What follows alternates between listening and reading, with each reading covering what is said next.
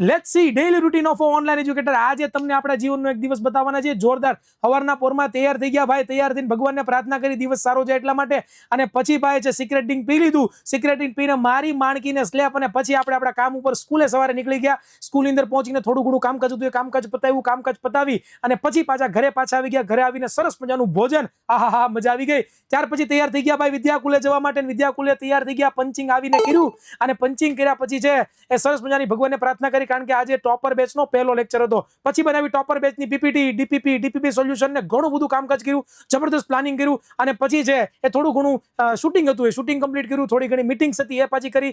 થોડુંક એડિટર સાથે કામકાજ હતું, થોડુંક ગ્રાફિક ડિઝાઇનર સાથે કામકાજ હતું એ પતાવ્યું. પછી પાછા ભૂંગળા પાર્ટીઓ, આહા મજા આવી મજા. રોમ રોમ ભાઈઓ.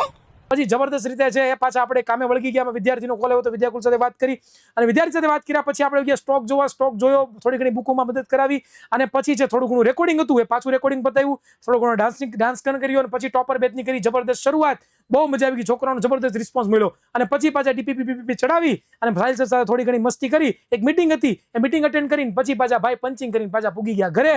અને ઘરે જઈને હવે હે ને ખાટલાની અંદર આરામ કરશે. આવજો, Tata bye bye, C you.